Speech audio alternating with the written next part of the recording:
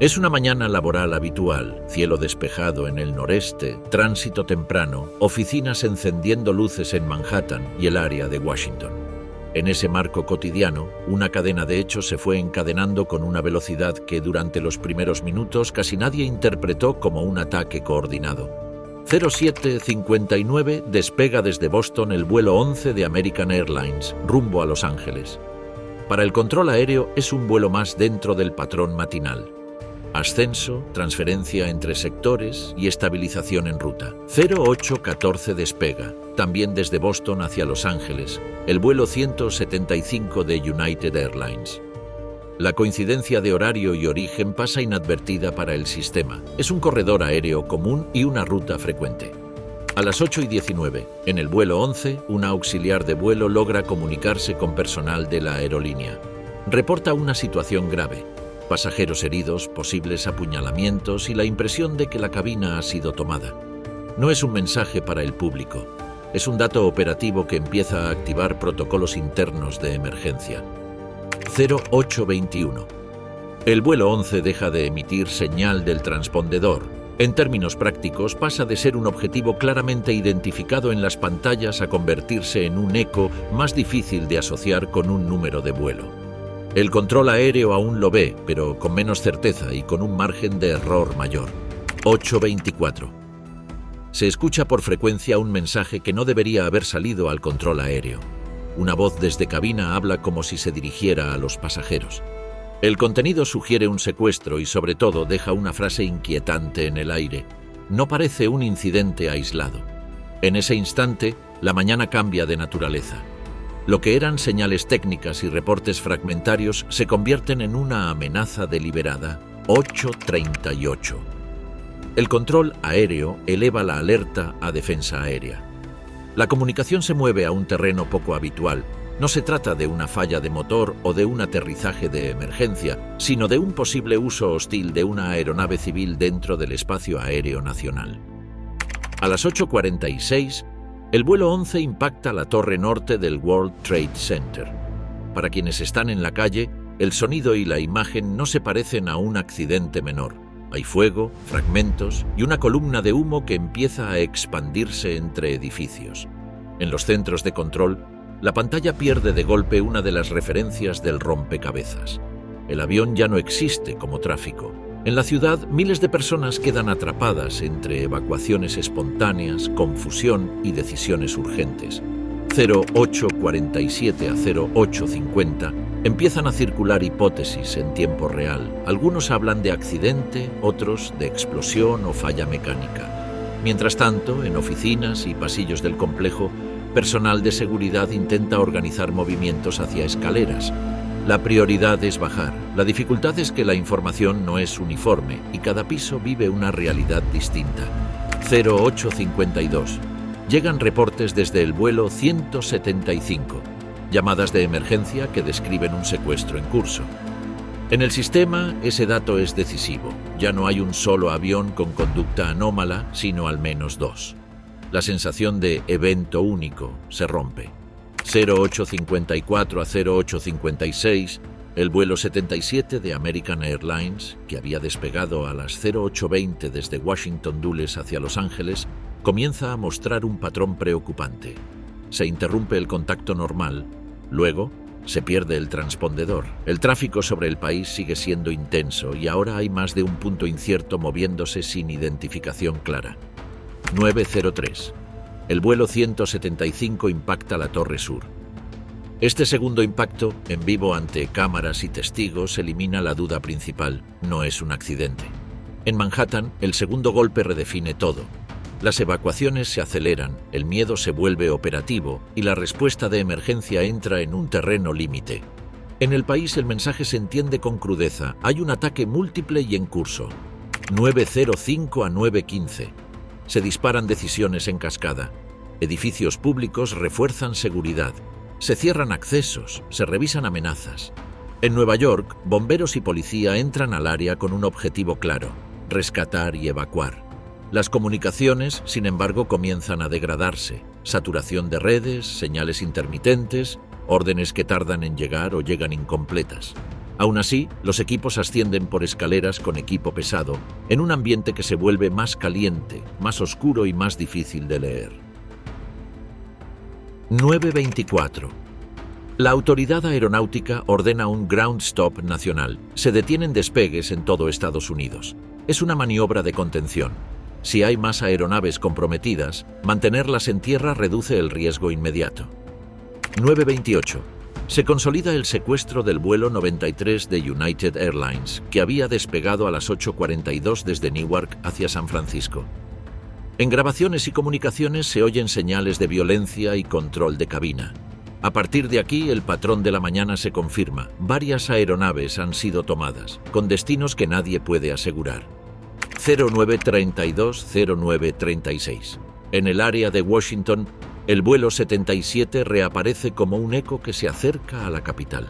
La incertidumbre es máxima. Sin transpondedor, su identificación es inferida, no absoluta. Sin embargo, su trayectoria converge hacia un punto sensible.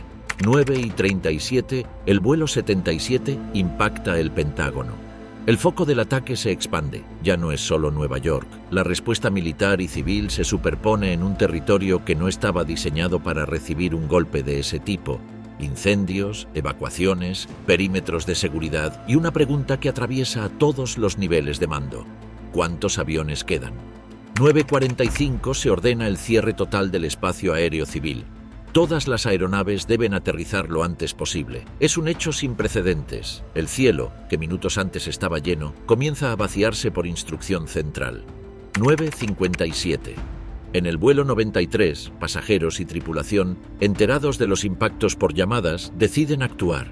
Se inicia un intento organizado de llegar a la cabina. No es una decisión impulsiva. Es la lectura de que el secuestro apunta a un blanco en tierra. 9:59 colapsa la Torre Sur.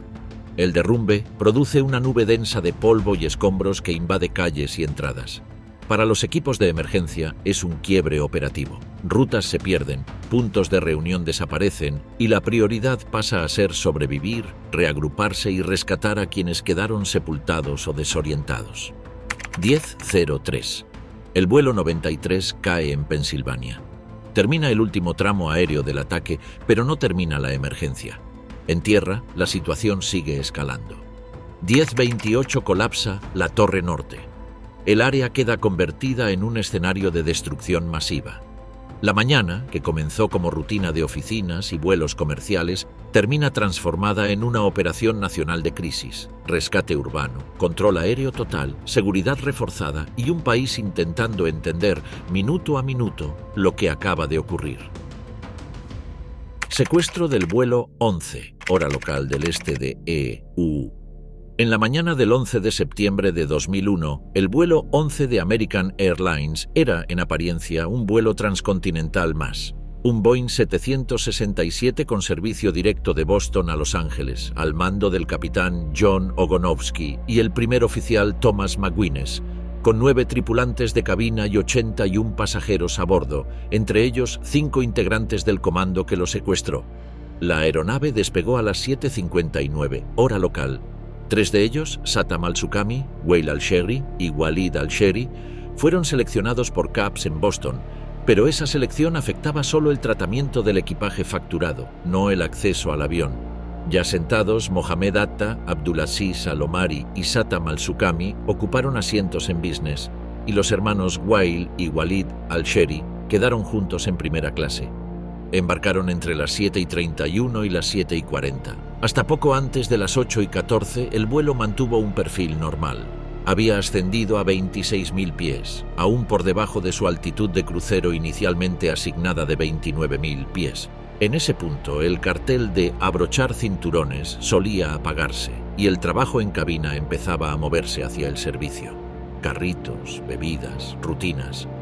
Fue en ese tramo cuando la secuencia se rompió. La comisión concluyó que el secuestro comenzó alrededor de las 8:14 o poco después, cuando el avión realizó su última comunicación rutinaria y luego dejó de responder a instrucciones del control aéreo. En la cabina de pasajeros, lo que se supo después provino sobre todo de los relatos que llegaron desde el aire a través de 2 auxiliares de vuelo, Betty Young y Madeleine Amy Sweeney. El ataque comenzó con violencia en la zona delantera. Algunos de los secuestradores apuñalaron a 2 auxiliares de vuelo desarmadas que se disponían a iniciar el servicio. La comisión fue explícita en un punto clave. No se sabe con exactitud cómo lograron entrar a la cabina de mando. En ese momento, las reglas de la FAA exigían que la puerta permaneciera cerrada y trabada. Ong especuló después que los atacantes habían forzado la entrada.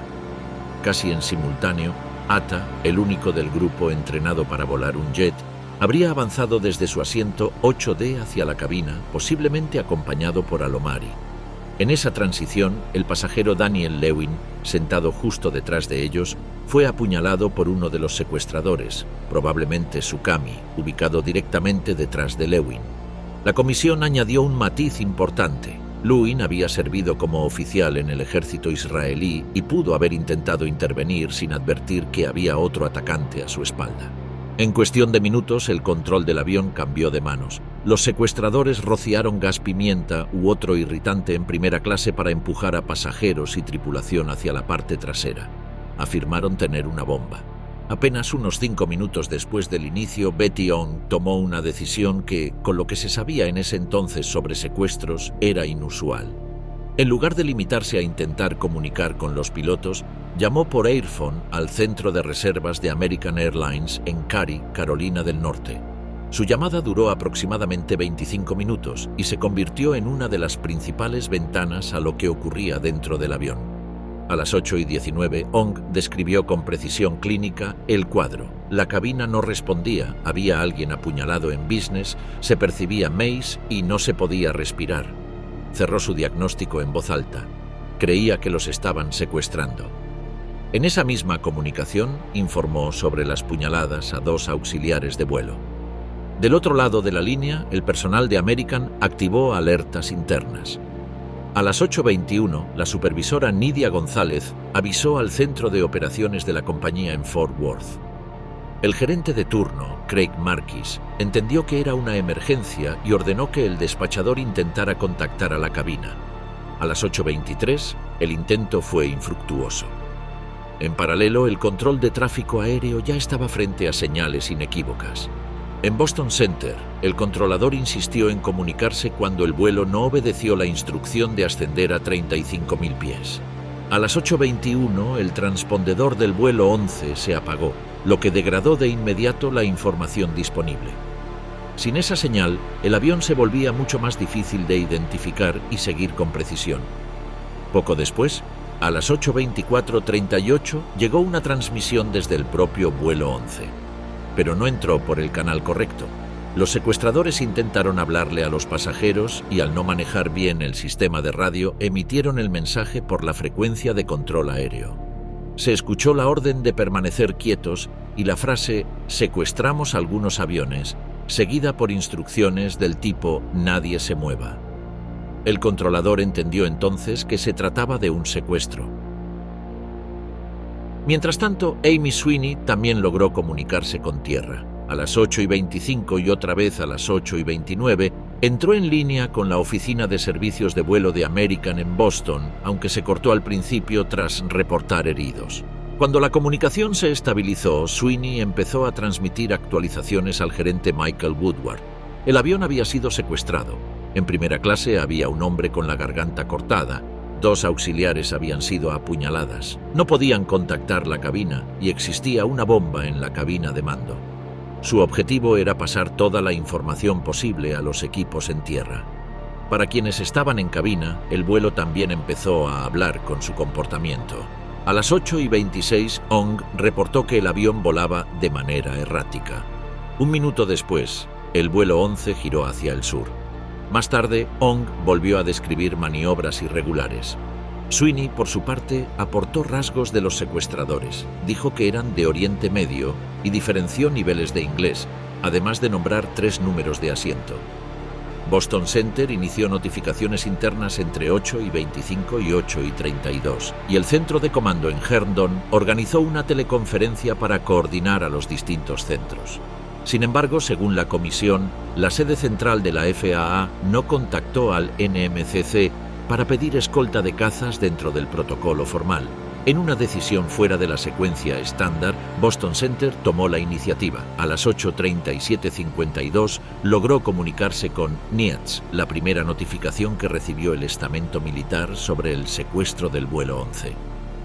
Dentro del avión, las últimas palabras que llegaron a tierra fueron las de una tripulación que ya percibía el desenlace sin poder nombrarlo. A las 8:44 se perdió el contacto telefónico con Ong. Casi al mismo tiempo, Sweeney advirtió: «Estamos en un descenso rápido, estamos por todos lados». Woodward le pidió que mirara por la ventana para ubicarse. Sweeney respondió que volaban muy bajo, demasiado bajo, y segundos después soltó una última alarma: «Dios mío, estamos demasiado bajos». La llamada se cortó. A las 8:46:40, hora local, el vuelo 11 de American Airlines impactó contra la torre norte del World Trade Center en Nueva York. Murieron todos los ocupantes del avión y un número indeterminado de personas en el edificio en ese instante. Secuestro del vuelo 175, escalada y coordinación. El vuelo 175 de United Airlines despegó de Boston hacia Los Ángeles a las 8:14 de la mañana, hora local. Era otro Boeing 767 en una ruta muy similar a la del vuelo 11. Costa este a costa oeste, combustible cargado para un largo tramo, pasajeros de negocios, turistas y tripulación en una jornada que, en apariencia, no tenía nada de excepcional. En cabina iban el capitán Víctor Saracini y el primer oficial Michael Horrocks, acompañados por 7 auxiliares de vuelo. Entre los pasajeros, como se supo después, viajaban 5 secuestradores distribuidos en asientos de primera y business. Poco después del despegue, al pasar de Boston Center al siguiente sector, escucharon una transmisión que no encajaba. Era una instrucción tensa, mal formulada, dirigida aparentemente a los pasajeros de otra aeronave, con un tono mandón y nervioso. El capitán y el primer oficial entendieron que no se trataba de un mensaje de control aéreo, ni de un colega usando la frecuencia de manera accidental. Más tarde, ya en contacto con New York Center, comentaron por radio que habían oído una comunicación sospechosa en la frecuencia anterior. Mientras tanto, al otro lado del espacio aéreo, el vuelo 11 ya estaba comprometido. El 175 volaba literalmente en el mismo escenario general en el que el primer secuestro se terminaba de consolidar, pero sin saberlo. Cuando alcanzó los 31.000 pies, alrededor de las 8:33, el vuelo entró en su fase de crucero.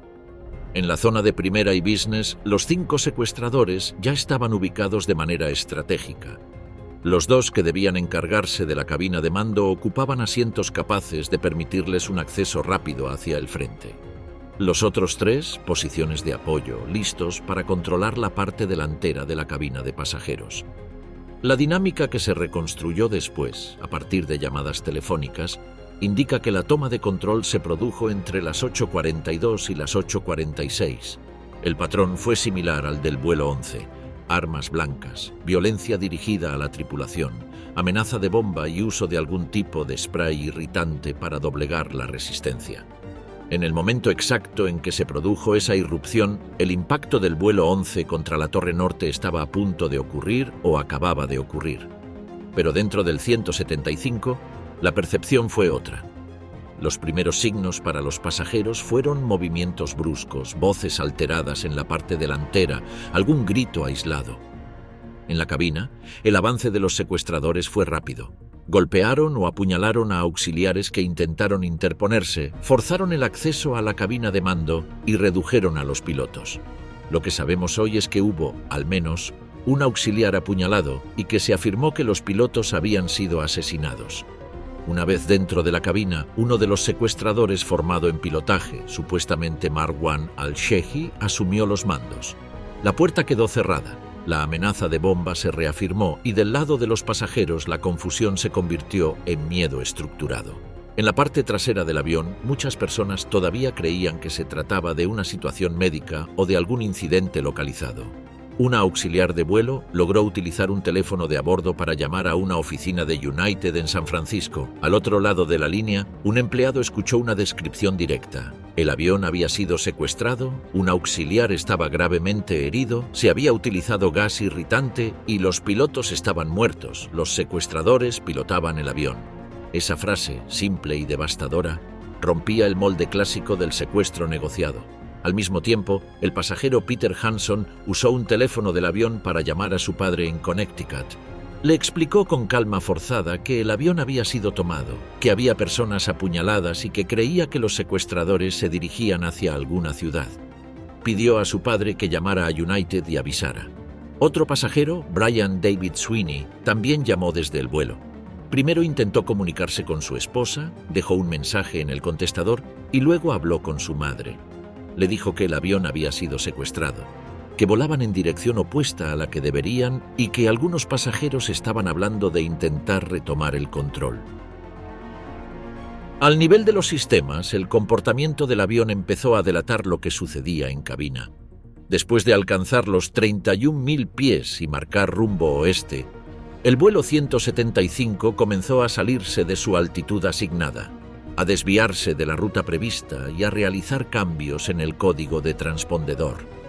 A diferencia del vuelo 11, su transpondedor no se apagó por completo, pero los cambios rápidos de código y la pérdida de respuesta a las instrucciones del control transformaron al 767 en un objeto inquietante en pantalla.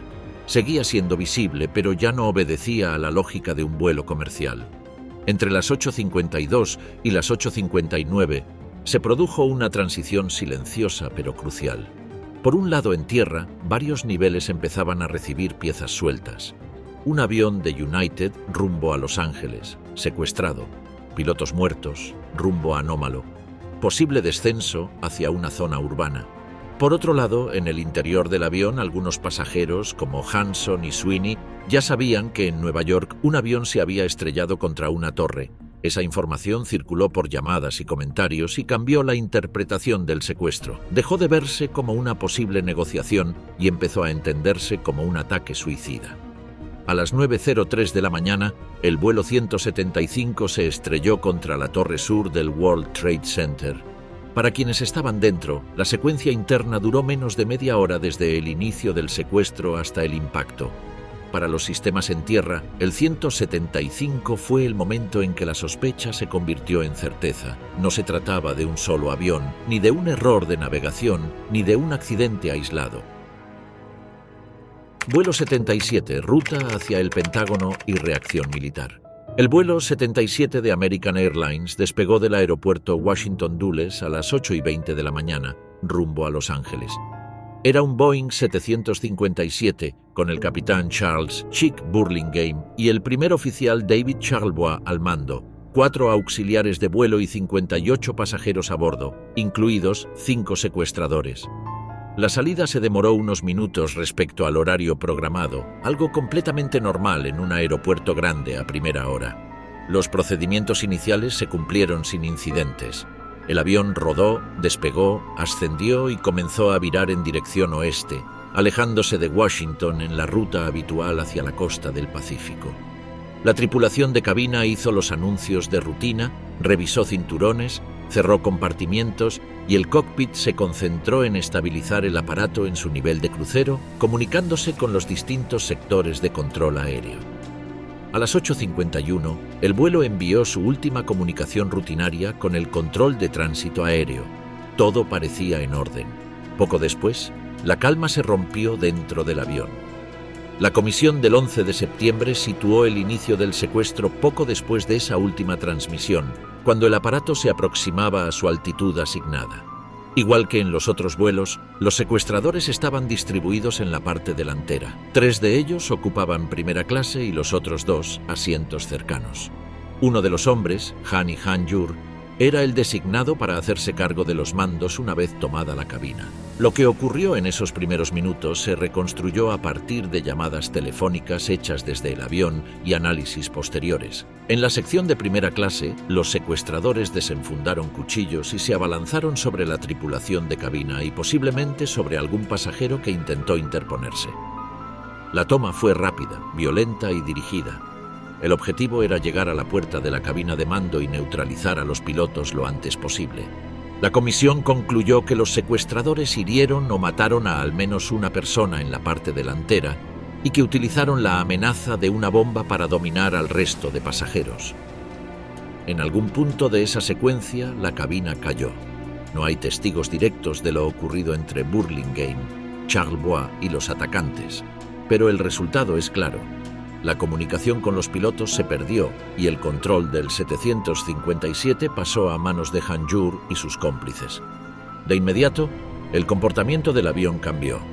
Hacia las 8:54, el vuelo 77 se desvió de su ruta asignada hacia el sur, sin haber pedido ni recibido autorización para hacerlo.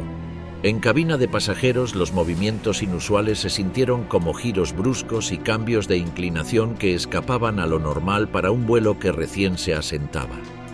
A las 8:56, el transpondedor fue apagado. En términos técnicos, eso dejó al avión sin identificación clara en las pantallas de los controladores. El radar primario seguía detectando un eco, pero ya no mostraba ni el código del vuelo ni la altitud con precisión. Durante varios minutos, los controladores creyeron que el 77 se había perdido definitivamente del radar. En la práctica, el aparato continuó volando hacia el oeste durante casi media hora, aparentemente siguiendo la ruta original, pero controlado ya por los secuestradores. Dentro del avión, la situación se fue decantando en dos niveles. En la parte delantera, los secuestradores consolidaron su dominio, puerta cerrada, amenazas repetidas, posible uso de gas o spray para mantener a los pasajeros lejos. Más atrás, el grueso de los viajeros trataba todavía de entender qué estaba pasando. Algunos estaban heridos, otros lloraban, otros se aferraban a rezos o intentaban calmar a quienes tenían al lado. En algún momento de esa fase, varias personas comenzaron a usar los teléfonos de a bordo para llamar a familiares. Uno de los testimonios más citados es el de Barbara Olson, abogada y comentarista de televisión, que llamó a su esposo, Theodore Olson, entonces abogado del gobierno. En la primera llamada, que se cortó, Bárbara le dijo que el avión había sido secuestrado, que los hombres estaban armados con cuchillos y cortadores de cajas y que habían obligado a todos a ir a la parte trasera.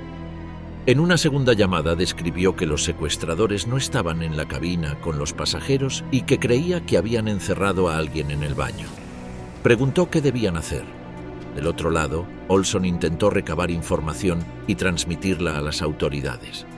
Alrededor de las 9, sin embargo, los secuestradores tomaron una decisión que devolvió al vuelo 77 al centro de la escena.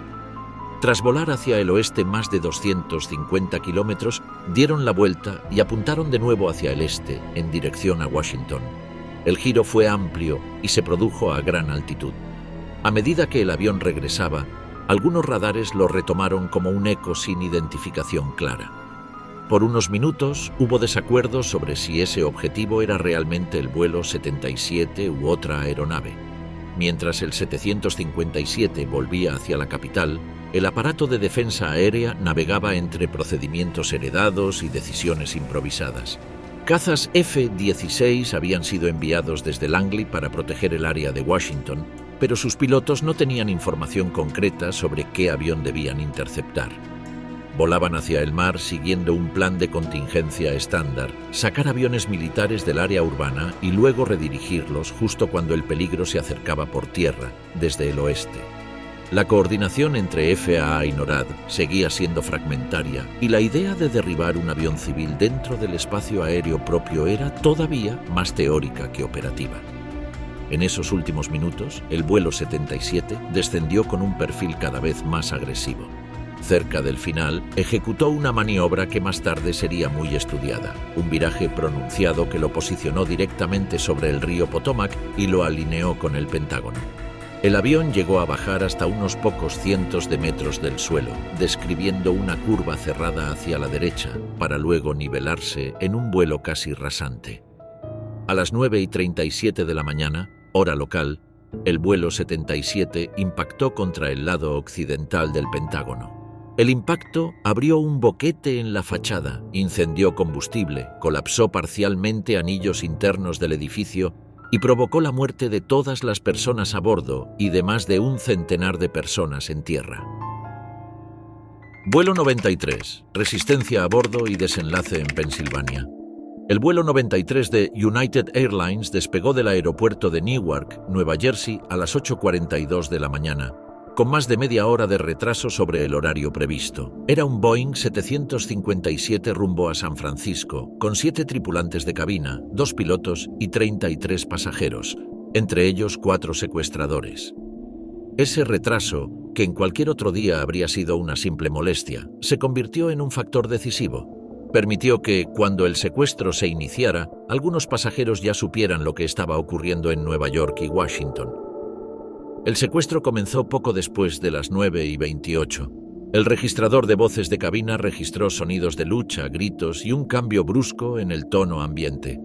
Los controladores de Cleveland Center escucharon en la frecuencia lo que describieron como ruido indescifrable y un posible grito. En cuestión de segundos, los secuestradores se abalanzaron sobre la parte delantera. Entraron en primera clase, atacaron a la tripulación y avanzaron hacia la puerta de cabina. Hubo violencia física, empujones, golpes, intentos de cerrar el paso. La comisión del 11 de septiembre concluyó que al menos un miembro de la tripulación fue herido de gravedad o asesinado en ese primer asalto. En un momento temprano de la acción, uno de los secuestradores, Ziad Jarrah, entrenado en vuelo, se hizo con los mandos. Los pilotos, Jason Dahl y Leroy Homer, quedaron fuera de juego. La puerta de la cabina se cerró y detrás de ella se produjo el traspaso completo del control del avión. A partir de entonces, Jarrah voló el 757 en rumbo contrario al plan original, girando hacia el este, en dirección a Washington. El transpondedor fue apagado parcialmente o cambiado de configuración, lo que dificultó el seguimiento exacto del aparato, aunque nunca desapareció por completo de los radares. En la cabina de pasajeros, el cambio se sintió de inmediato. El avión hizo movimientos bruscos, descensos cortos, cambios de rumbo, inclinaciones que no encajaban con un vuelo normal. Los secuestradores utilizaron cuchillos, amenazaron con una bomba y obligaron a los pasajeros a ir hacia la parte trasera. A diferencia de los pasajeros de los vuelos 11, 175 y 77, los del 93 disponían ya de información del mundo exterior. Cuando el avión se estabilizó en rumbo inverso, varios pasajeros empezaron a utilizar los teléfonos de a bordo y sus celulares. Llamaron a sus familias, a oficinas, a operadores. A través de esas voces, la cabina se conectó con la noticia que recorría el país. 2 aviones se habían estrellado contra las Torres Gemelas y otro contra el Pentágono. Ese dato cambió radicalmente la interpretación del secuestro. Las llamadas permitieron reconstruir con bastante detalle lo que pasó a continuación. Tom Burnett habló varias veces con su esposa, Dina. Le contó que uno de los pasajeros había sido apuñalado, que los secuestradores afirmaban tener una bomba y que el avión estaba girando. En sucesivas llamadas, Burnett fue recibiendo la confirmación de que otros aviones ya se habían usado como armas. Su conclusión fue directa. Van a usar este avión como un arma. Dina le dijo lo que estaba ocurriendo en Nueva York. Él respondió que no pensaban quedarse sentados.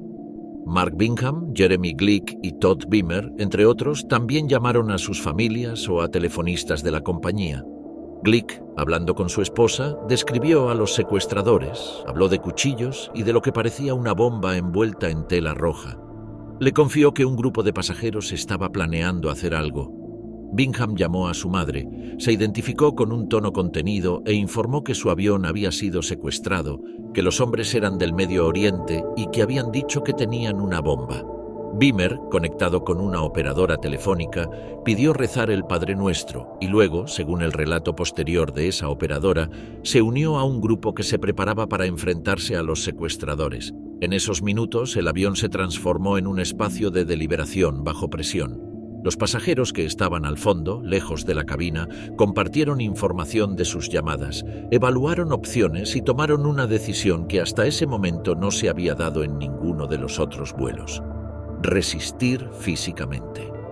En la parte delantera, los secuestradores también se dieron cuenta de que algo se estaba organizando. El registrador de voces recogió, en árabe, frases que reflejan preocupación y órdenes para mantener la puerta asegurada.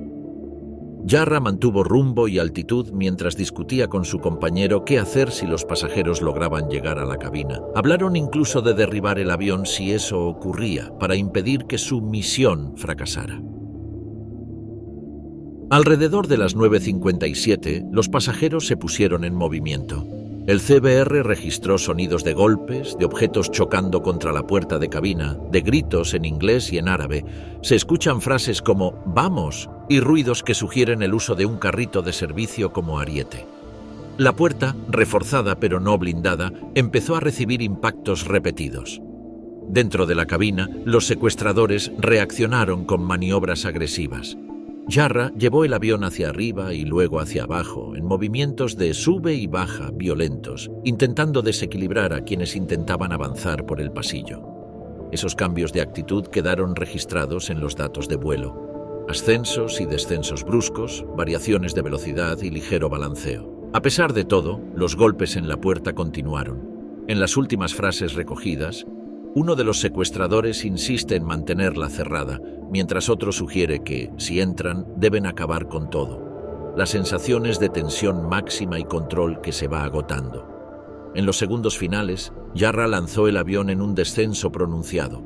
La grabadora recoge la discusión apresurada, los rezos en árabe, los últimos intentos de controlar la situación. Las voces de los pasajeros no se distinguen claramente en palabras, pero sí en gritos y exclamaciones. No hay constancia de que hayan llegado a abrir la puerta, aunque algunas interpretaciones de los datos sugieren que pudieron haberla deformado o entreabierto. A las 10:03 de la mañana, el vuelo 93 impactó contra un campo cercano a Shanksville, en el condado de Somerset, Pensilvania, a gran velocidad y con un ángulo bajo. El avión se desintegró casi por completo.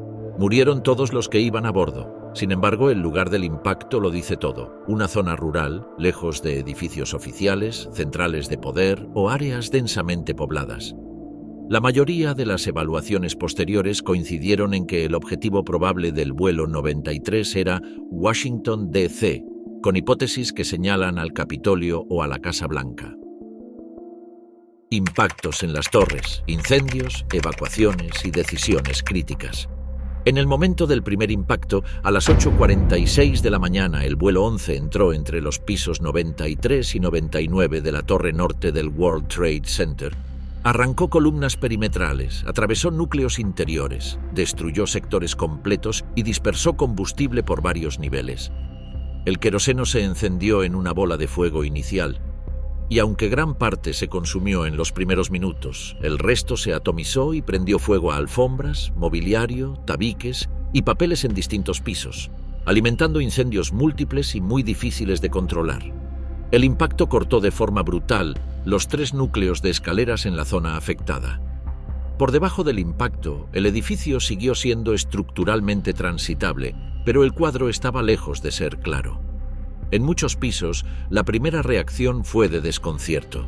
Vibraciones, falsos techos que caían, polvo, alarmas, cortes parciales de luz. Algunas personas iniciaron la evacuación de inmediato, recordando el atentado de 1993.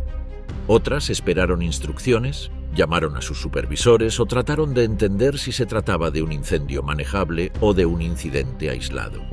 Las comunicaciones internas de la autoridad portuaria y las alarmas sonoras no llegaron de manera uniforme a todos los niveles, lo que creó patrones de respuesta muy distintos de piso a piso. En esos primeros minutos, miles de ocupantes empezaron a bajar por las escaleras de la torre norte. El diseño original contemplaba 3 escaleras principales, relativamente estrechas para estándares actuales, pero suficientes para un flujo constante. Las condiciones no eran idénticas en todos los pisos. En algunos, los huecos estaban llenos de polvo y humo ligero. En otros, las escaleras se mantuvieron relativamente claras. La evacuación fue lenta, con detenciones frecuentes, personas ayudando a compañeros con movilidad reducida, bomberos subiendo mientras civiles bajaban y pequeños atascos en rellanos donde se cruzaban quienes entraban y salían de las escaleras. 17 minutos después del primer impacto, a las 9:03, el vuelo 175 golpeó la torre sur entre los pisos 77 y 85. El daño estructural fue diferente. El ángulo de entrada del avión dejó algunas columnas de fachada en pie y, lo más importante, no destruyó por completo uno de los núcleos de escaleras. 2 escaleras quedaron cortadas en la zona de impacto, pero una tercera permaneció, en teoría, transitable.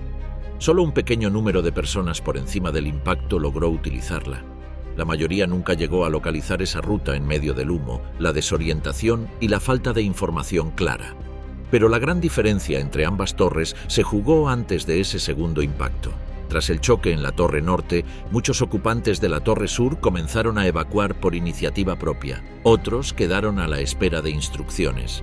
Durante esos 17 minutos críticos, hubo anuncios por megafonía y órdenes internas que en algunos momentos alentaron a parte del personal a permanecer en sus puestos o incluso a regresar a sus oficinas, con el mensaje de que el edificio era seguro o que el problema estaba en la torre vecina.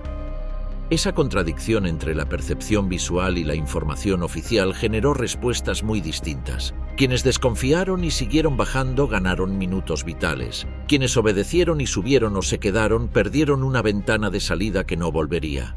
En la Torre Sur, entre el primer y el segundo impacto, los ascensores siguieron funcionando parcialmente y un número significativo de personas los utilizó para abandonar el edificio o descender a pisos más bajos. Estudios posteriores estimaron que aproximadamente una cuarta parte de los ocupantes que evacuaron esa torre usaron al menos un ascensor en algún tramo, y que unos 3.000 pudieron salir gracias a esa opción durante esos minutos. Era algo que los manuales recomendaban evitar en incendios tradicionales, pero que en esa situación excepcional actuó como una vía de escape rápida antes de que los daños se generalizaran. Después del impacto del vuelo 175, la Torre Sur se convirtió en un entorno aún más complejo. En los pisos directamente afectados, las condiciones fueron letales: fuego intenso, derrumbes, temperaturas elevadísimas y muy poca visibilidad. En niveles inferiores, el cuadro combinaba humo que descendía por huecos, rociadores dañados, agua acumulándose en algunos tramos y un flujo humano que trataba de organizarse como podía. En muchos relatos se repite una misma imagen: filas compactas de personas bajando en silencio relativo, con interacciones breves para ayudar a alguien a caminar, cargar a un compañero o dejar paso a bomberos que subían con equipo completo. Pese a todo, el balance global de evacuación fue alto en términos porcentuales. Según la investigación de NIST, aproximadamente el 87% de los ocupantes de las torres logró salir antes de los colapsos y más del 99% de las personas que estaban por debajo de las plantas de impacto evacuó con éxito.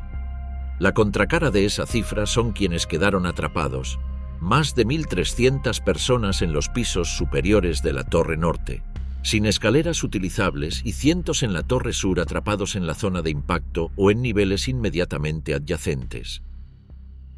Colapso de las torres. Causas, tiempos, consecuencias inmediatas. Cuando las torres gemelas colapsaron, no lo hicieron de inmediato tras los impactos. Entre el choque de los aviones y el derrumbe hubo un intervalo crítico en el que el fuego, el calor y los daños estructurales se combinaron hasta llevar a las estructuras más allá de su capacidad de resistencia. En la Torre Sur, impactada a las 9:03 por el vuelo 175, entre los pisos 77 y 85, el proceso fue más rápido. El avión arrancó columnas perimetrales, dañó parte del núcleo central y, sobre todo, desprendió el recubrimiento ignífugo de vigas y columnas en el área del impacto. El combustible de aviación se atomizó y se incendió, generando una bola de fuego inicial y luego múltiples focos de fuego que se alimentaron principalmente con el contenido de las oficinas: muebles, alfombras, divisiones, papeles. Los estudios del NIST mostraron que el impacto por sí solo no bastaba para explicar el colapso. La clave estuvo en la combinación entre daño estructural inicial y incendios prolongados en pisos donde el aislamiento contra el fuego había quedado seriamente comprometido. Las altas temperaturas deformaron las losas y las vigas de piso, que comenzaron a combarse hacia abajo. Ese combamiento tiró de los extremos anclados en la fachada, ejerciendo un fuerte tirón hacia el interior sobre las columnas perimetrales. A medida que esas columnas se curvaban hacia adentro, perdían capacidad de carga. Cuando se superó cierto umbral, una franja de columnas perimetrales cedió casi simultáneamente. A las 9:59 de la mañana, tras unos 56 minutos de incendios, la Torre Sur inició su colapso. Las imágenes muestran primero un leve hundimiento de la parte superior, seguido de un descenso súbito del bloque de pisos por encima de la zona de impacto. Una vez que esa masa comenzó a moverse hacia abajo, Arrastró piso tras piso en una cascada progresiva. Las losas inferiores no estaban diseñadas para soportar el peso dinámico de decenas de plantas cayendo a gran velocidad. El derrumbe generó una nube densa de polvo, fragmentos de hormigón y material pulverizado que envolvió las calles vecinas en segundos. A diferencia de la Torre Sur, en la norte prácticamente nadie pudo escapar desde los pisos por encima del impacto. Las escaleras quedaron seccionadas y no existía un recorrido continuo hacia abajo. Las personas atrapadas en esos niveles vivieron casi 102 minutos de incremento gradual del fuego y del calor, mientras se multiplicaban los intentos de pedir ayuda por teléfono, radio o a través de las ventanas. A las 10:28 de la mañana, la Torre Norte colapsó por completo.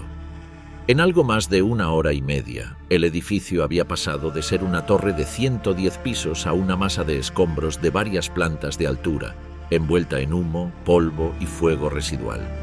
Entre ambos derrumbes, la zona del World Trade Center se transformó en un paisaje de ruinas humeantes, atravesado por restos de fachadas, acero retorcido, vehículos destruidos y escombros que cubrieron calles, estaciones de metro y edificios cercanos. Las consecuencias inmediatas fueron múltiples y simultáneas. En primer lugar, el impacto directo sobre quienes se encontraban dentro. Miles de personas murieron en los incendios y colapsos, con un total de alrededor de 2.763 víctimas solo en el complejo del World Trade Center, incluyendo pasajeros de los aviones y personas en los edificios. Un número elevado de esas víctimas eran trabajadores atrapados en los pisos superiores que no pudieron evacuar y equipos de rescate que se hallaban dentro o cerca de las torres cuando se vinieron abajo. Entre los muertos hubo centenares de trabajadores de emergencias de la ciudad de Nueva York. Se estima que 415 pertenecían a servicios de emergencia, incluyendo 343 bomberos del FDNUI, 23 agentes del NYPD y 37 policías de la autoridad portuaria, además de personal médico y de otras agencias. Muchos de ellos habían ingresado a las torres para asistir en la evacuación, combatir incendios y organizar el rescate cuando ocurrió el colapso. En segundo lugar, la caída de las torres generó un daño estructural masivo en el entorno inmediato. Varios edificios del complejo y sus alrededores quedaron parcial o totalmente destruidos por el impacto de los escombros, incluyendo el WTC 7, que acabaría colapsando al final de la tarde como resultado de incendios alimentados por los restos del derrumbe de la Torre Norte. Cierre del espacio aéreo, grounded nacional, aeropuertos, control de tráfico. En el momento de los ataques, el cielo sobre Estados Unidos estaba lleno. Miles de aviones comerciales, de carga y de aviación general seguían sus rutas sobre un sistema que nunca había sido detenido por completo. En cuestión de minutos, la Administración Federal de Aviación tuvo que transformar ese entramado en algo totalmente distinto, un país donde ningún avión civil pudiera seguir volando. Tras el impacto del segundo avión en la Torre Sur y, sobre todo, después del ataque al Pentágono a las 9:37, la percepción dentro de la FAA cambió de escala. Ya no se trataba de 1 o 2 secuestros aislados. El problema era todo el sistema. Desde el Command Center de la FAA en Herndon, Virginia, comenzaron una serie de órdenes que no tenían precedentes. A las 9:26 de la mañana, la FAA emitió un ground stop nacional. Se prohibió el despegue de todos los vuelos civiles desde aeropuertos estadounidenses, sin importar su destino. Era la primera vez que se aplicaba una medida de ese alcance. Los aviones que aún estaban en tierra quedaron inmovilizados en pistas y puertas. Lo que ya estaba en el aire seguía volando, pero se cortó de raíz el flujo de nuevas salidas. Minutos después, en un contexto de información fragmentaria sobre cuántos aviones podían estar comprometidos, la decisión se endureció. Hacia las 9:45, la FAA ordenó cerrar el espacio aéreo nacional. Todos los aparatos civiles que se encontraban ya en vuelo debían aterrizar en el aeropuerto más cercano tan pronto como fuera práctico. Solo se permitían operaciones militares, de emergencia o médicas. En ese momento, había más de 4.500 aeronaves en el aire dentro del sistema estadounidense. Controladores y pilotos tuvieron que ejecutar en tiempo real una maniobra coordinada para vaciar el cielo de forma segura. redistribuir tráfico, asignar prioridades, resolver conflictos de ruta y secuencias de aterrizaje, todo sin perder la separación mínima entre aviones. Un informe posterior de la Asociación de Controladores Aéreos describió el proceso como caos organizado. En los primeros 4 minutos se lograron poner en tierra unos 700 aviones. En la primera hora, alrededor de 2.800. Y en las 3 primeras horas, más de 4.500 aparatos aterrizaron sin incidentes, transportando a más de 1 millón de pasajeros.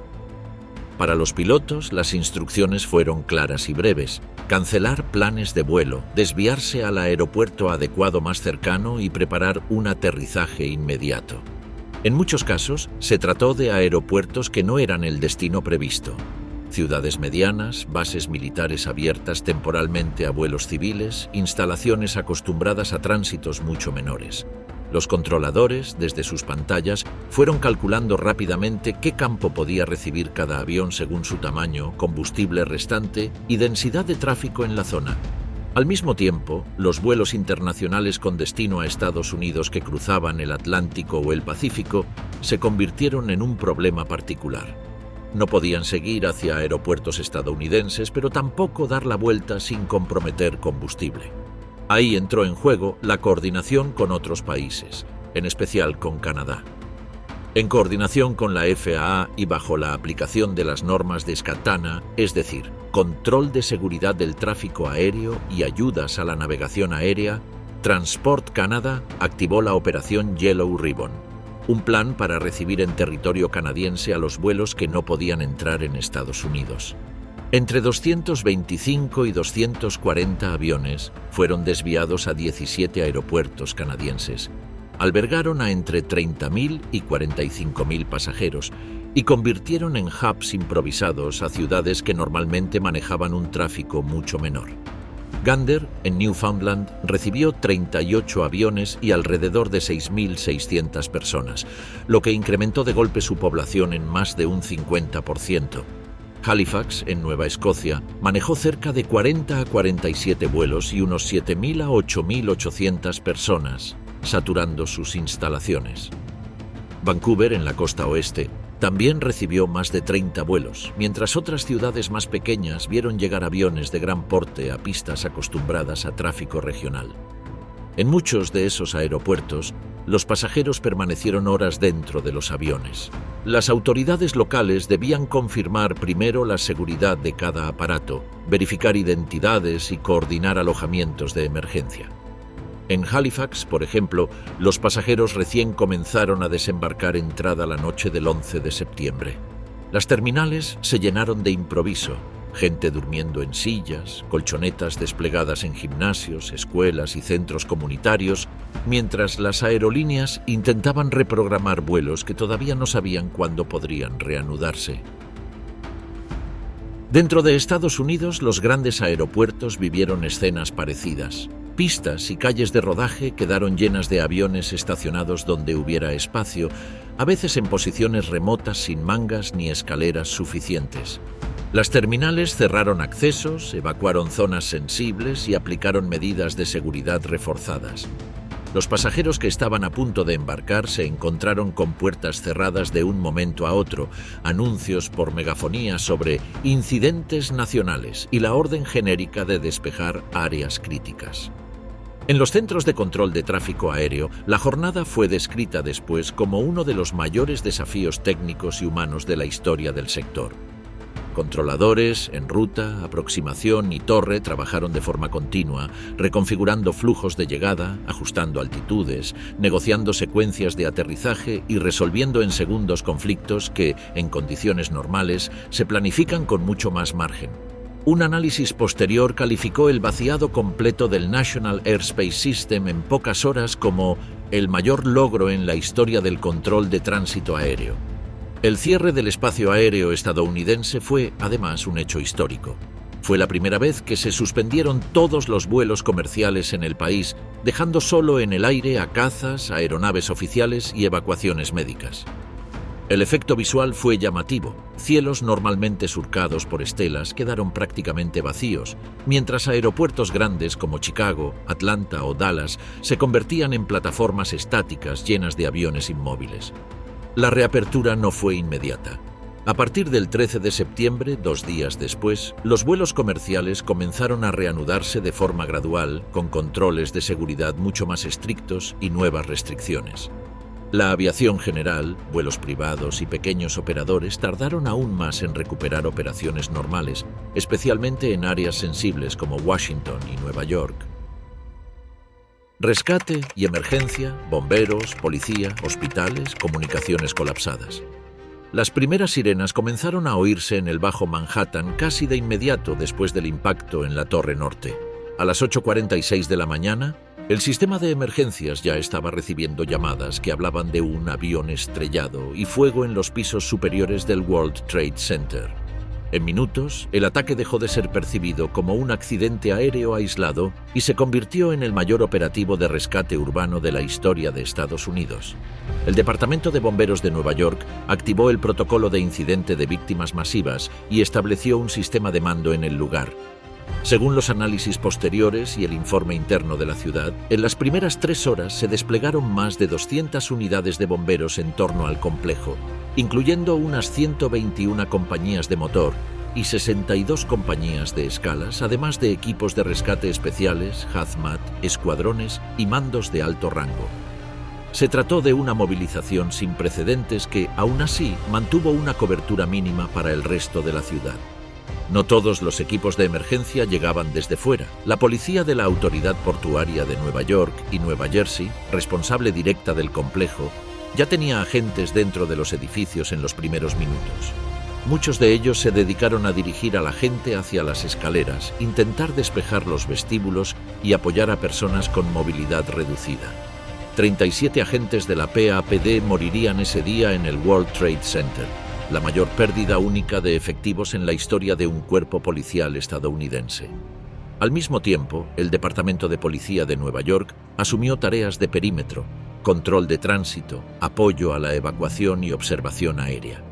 Helicópteros del NYPD sobrevolaron las torres, transmitiendo información crítica sobre la extensión de los daños y el avance de los incendios. Esa información no siempre llegaba de forma clara o oportuna a los mandos de bomberos en tierra debido a la falta de interoperabilidad entre sistemas de radio, una debilidad que sería subrayada años después como uno de los puntos más graves en materia de comunicaciones de emergencias. En paralelo a bomberos y policía, el sistema de emergencias médicas movilizó ambulancias municipales, privadas y de hospitales. El protocolo de incidentes de víctimas masivas se puso en marcha con rapidez. Se designaron zonas de triage a varias manzanas del complejo para clasificar heridos antes de repartirlos entre los hospitales más cercanos. La experiencia previa del atentado de 1993 en el propio World Trade Center había servido para afinar algunos de estos planes, aunque la escala de los hechos de 2001 superó cualquier escenario contemplado. Las comunicaciones empezaron a fallar casi tan rápido como llegaban los primeros equipos. Las líneas del 911 se vieron inundadas por miles de llamadas simultáneas. Algunas fueron transferidas de un operador a otro durante minutos, en un sistema donde policía y bomberos utilizaban plataformas de despacho distintas que no compartían sus datos en tiempo real. Las redes de telefonía móvil, saturadas por llamadas de los propios ocupantes, de sus familiares y de curiosos, colapsaron en amplias zonas de la ciudad.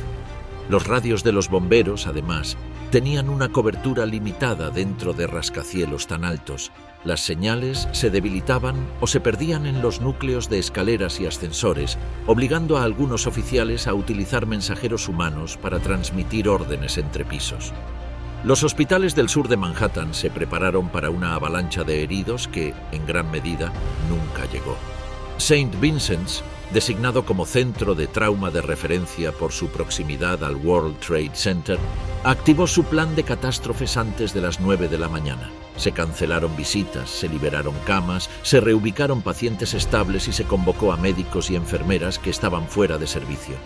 Las salas de urgencias se llenaron de camillas vacías, esperando pacientes politraumatizados que en su mayoría habían muerto en el lugar del impacto o durante los colapsos de las torres. Entre las horas siguientes, el hospital recibiría a 344 pacientes relacionados directamente con el atentado solo en la primera jornada y más de 800 en los 3 días posteriores. La mayoría presentaba lesiones por inhalación de humo, irritación ocular por el polvo, laceraciones, contusiones y problemas ortopédicos menores. Apenas un pequeño porcentaje correspondía a múltiples traumatismos graves. En la zona cero, el tiempo se medía en derrumbes parciales, órdenes cambiantes y columnas de polvo. Cuando la Torre Sur colapsó a las 9:59 y la Torre Norte a las 10:28, hora local, murieron centenares de rescatistas que seguían dentro de los edificios o en su entorno inmediato. En total, 343 bomberos del FDNY, un bombero de la Fire Patrol de Nueva York, y 72 agentes de distintas fuerzas del orden perdieron la vida ese día, la mayoría en el World Trade Center. Muchos se encontraban en los vestíbulos, escaleras o zonas de mando improvisadas cuando las estructuras cedieron. Tras los colapsos, el foco operativo cambió de la lucha contra incendios y evacuación interior a la búsqueda y rescate entre escombros. Las calles de alrededor se llenaron de una mezcla caótica de vehículos oficiales, voluntarios espontáneos, maquinaria pesada y personal médico. Se establecieron corredores de acceso para ambulancias y se intentó organizar una zona de triage en el West Side Highway y otros puntos cercanos, aunque el polvo, la mala visibilidad y el riesgo de derrumbe adicional complicaban cada movimiento. En las siguientes horas, continuó llegando personal de bomberos, policía, EMS y agencias de otros estados. Listas posteriores de respuesta mencionan decenas de cuerpos de seguridad y rescate desplegados en Nueva York, Virginia y Pensilvania ese mismo día. El esfuerzo no se limitó a la ciudad. Equipos de búsqueda y rescate urbano llegaron en las horas y días siguientes desde otros estados para relevar a los equipos locales. Mientras tanto, las comunicaciones seguían siendo un cuello de botella. Las radios analógicas, operando en bandas distintas según la agencia, apenas podían hablarse entre sí. Los informes y evaluaciones posteriores a los atentados señalarían la falta de interoperabilidad entre bomberos, policía y servicios médicos como uno de los aprendizajes centrales que impulsarían, años después, el desarrollo de redes dedicadas de banda ancha para emergencias y la modernización del 911 hacia sistemas de nueva generación. Las primeras 24 horas, identificación, desaparecidos, duelo público. En las horas posteriores al colapso de las torres, el foco oficial seguía siendo encontrar sobrevivientes entre los escombros. Sin embargo, en paralelo comenzó a formarse una segunda capa de gestión, la de las personas que no aparecían ni entre los evacuados ni entre los heridos atendidos en hospitales. Familias que no lograban localizar a sus seres queridos llamaban sin descanso a líneas saturadas del 911, a hospitales, a comisarías y al propio ayuntamiento. Hacia la tarde, las autoridades municipales empezaron a organizar mecanismos más estructurados. La Oficina del Médico Forense de Nueva York asumió la responsabilidad de coordinar la identificación de víctimas, apoyada por hospitales y laboratorios forenses. Lo que se intuía desde el principio era que el proceso sería extremadamente complejo. El derrumbe había generado una enorme cantidad de restos fragmentados, sometidos a calor extremo y condiciones que dificultaban la recuperación de cuerpos intactos. Años después se confirmaría que solo se recuperaron 174 cuerpos completos de las víctimas del World Trade Center frente a casi 20.000 fragmentos humanos hallados en la zona. El mismo 11 de septiembre, por la tarde, se empezó a improvisar un primer punto de asistencia a familias en Manhattan, vinculado a hospitales y oficinas municipales. En Nueva Jersey y otros estados directamente afectados, se tomaron medidas similares. El estado de Nueva Jersey, por ejemplo, abrió un Family Assistance Center en Liberty State Park, que serviría de punto de referencia para las familias de residentes desaparecidos ligados al World Trade Center, centralizando ayuda psicológica, trámites administrativos y coordinación con las autoridades federales. A nivel federal, el FBI activó de inmediato la investigación conocida como PEN-BOMB, acrónimo de Pennsylvania, Pentagon and Twin Towers Bombing, la mayor de su historia.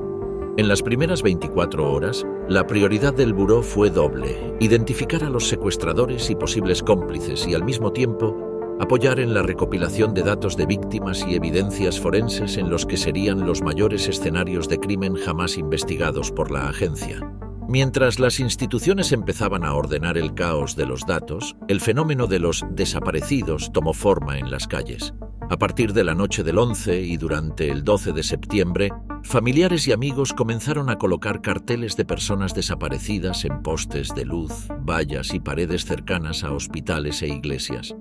Muchas de esas imágenes acabarían concentrándose, días más tarde, en el gran centro de asistencia familiar instalado en el muelle 94 del Hudson, pero en las primeras 24 horas el testimonio era disperso, conmovedor y profundamente visible. En términos oficiales, no existía aún una cifra consolidada de muertos. Se hablaba de miles de víctimas y miles de desaparecidos.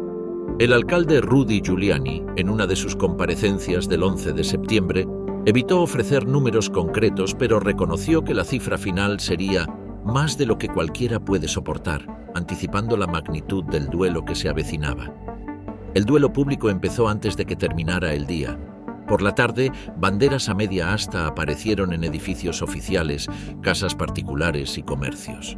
En Union Square y otras plazas surgieron espontáneamente pequeños altares con velas, flores y mensajes escritos a mano. Iglesias, sinagogas y otros lugares de culto abrieron sus puertas para vigilias improvisadas, muchas de ellas llenas hasta la madrugada.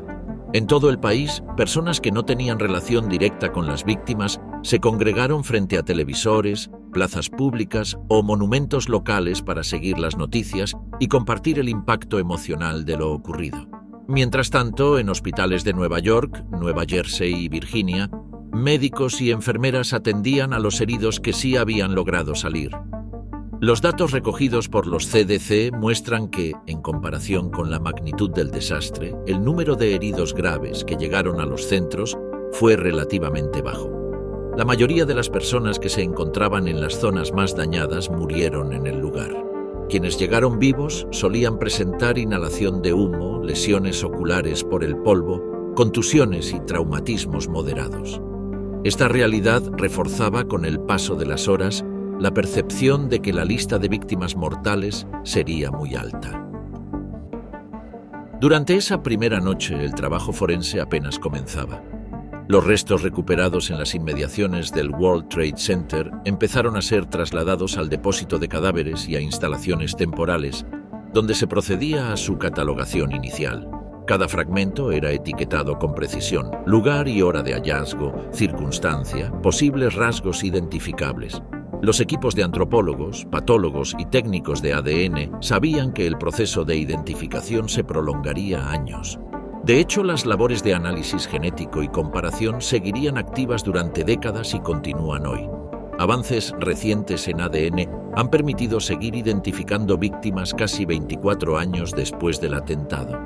En Washington, tras el ataque al Pentágono, el Departamento de Defensa organizó también su propio Family Assistance Center, operativo desde el 12 de septiembre, con apoyo de psicólogos, capellanes, médicos militares y personal administrativo. Su función era similar: informar a los familiares de los empleados y militares desaparecidos, recoger muestras ante mortem y acompañar a las familias en los primeros trámites.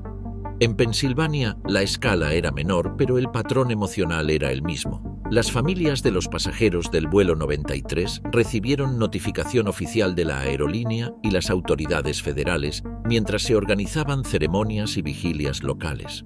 Allí, el foco del relato se centró muy pronto en la resistencia a bordo y en la idea de que la acción de los pasajeros había evitado un número aún mayor de víctimas en tierra. El después: cambios en aviación, TSA, puertas blindadas, protocolos, guerras y efectos globales. El 11 de septiembre no terminó cuando se despejó el humo sobre Manhattan. A partir de ese día, el sistema de aviación, la política exterior de Estados Unidos y buena parte del andamiaje legal y de seguridad del mundo occidental entraron en una fase de reconfiguración que todavía se percibe. En la aviación comercial, el cambio fue inmediato. En noviembre de 2001, el Congreso de Estados Unidos aprobó la Aviation and Transportation Security Act, que creó la Transportation Security Administration como organismo federal responsable de la seguridad de todos los modos de transporte, con un foco central en la aviación. La ley federalizó el control de pasajeros en los aeropuertos y sustituyó la seguridad contratada por las aerolíneas por inspectores entrenados y supervisados directamente por el Estado. Los controles de acceso a los aviones se transformaron. Se prohibió portar a bordo cuchillos, navajas y la mayoría de objetos cortantes. Se endurecieron los procedimientos de inspección de equipaje y se generalizó la revisión sistemática mediante escáneres y detectores. A partir de 2006, nuevos intentos de atentados llevaron también a las conocidas restricciones sobre líquidos y geles en cabina, en una lógica de capas sucesivas de seguridad que buscaba dificultar cada posible técnica de ataque. Uno de los símbolos de estos cambios fueron las puertas blindadas de cabina.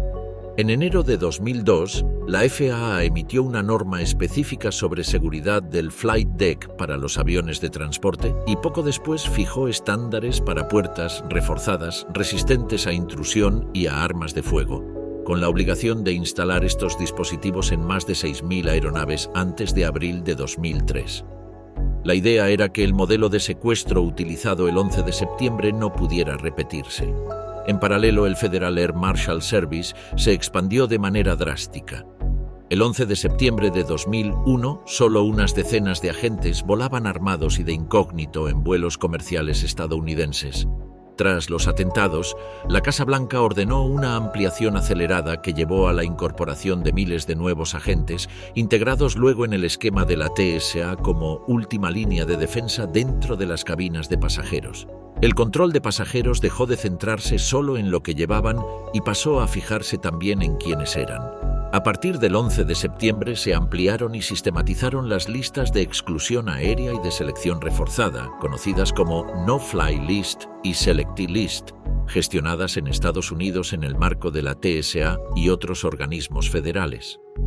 Estas listas, diseñadas para impedir el embarque de personas consideradas amenaza para la aviación, crecieron de forma sostenida y se convirtieron en herramienta central del sistema de seguridad, generando a la vez críticas por errores, falta de transparencia y problemas de debido proceso.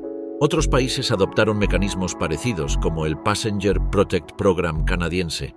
Más allá de los aeropuertos, el 11 de septiembre abrió una etapa definida oficialmente como Guerra Global contra el Terrorismo. En octubre de 2001, Estados Unidos, con apoyo de aliados y bajo el paraguas de la OTAN, lanzó una operación militar en Afganistán contra el régimen talibán, acusado de dar refugio a Al-Qaeda. Por primera vez desde su creación en 1949, la Alianza Atlántica activó el artículo 5 de defensa colectiva, considerando que el ataque contra Estados Unidos era un ataque contra todos sus miembros. La intervención en Afganistán se prolongó durante 2 décadas, con fases de combate intenso, construcción de instituciones y retirada gradual, hasta la salida final de las tropas estadounidenses y de la OTAN en 2021. A lo largo de esos años, el país se convirtió en escenario principal de la guerra contra Al-Qaeda y posteriormente del conflicto con los talibanes resurgentes, con un coste humano y económico muy elevado para afganos y fuerzas internacionales. En 2003, la administración de George W. Bush impulsó además la invasión de Irak, argumentando que el régimen de Saddam Hussein poseía o desarrollaba armas de destrucción masiva y representaba una amenaza vinculada al clima de inseguridad posterior al 11 de septiembre, aunque no existía una conexión directa demostrada entre Bagdad y los atentados. La guerra, enmarcada discursivamente dentro de la misma guerra contra el terror, contó inicialmente con amplio apoyo interno, pero con el tiempo se vio lastrada por la ausencia de armas de destrucción masiva, la insurgencia, la violencia sectaria y un elevado número de víctimas iraquíes y de soldados de la coalición.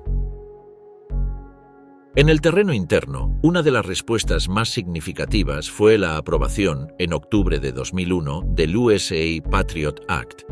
Esta ley amplió de manera notable las facultades de investigación y vigilancia de las agencias federales.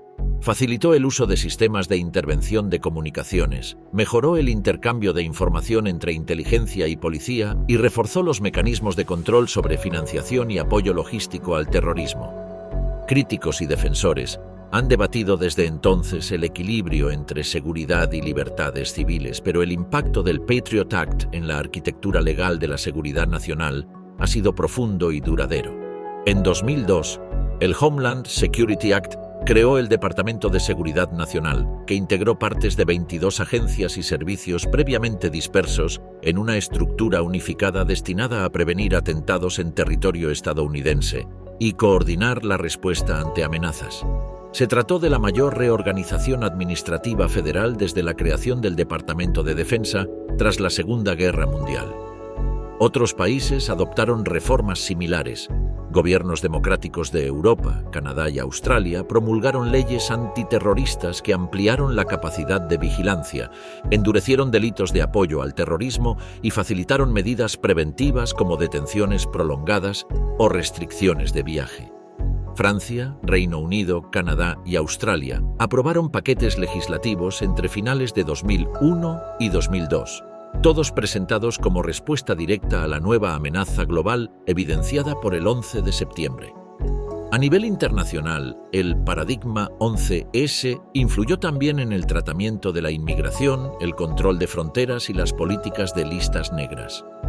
Surgieron nuevas bases de datos compartidas, sistemas avanzados de información de pasajeros y mecanismos de intercambio de listas de sospechosos entre estados.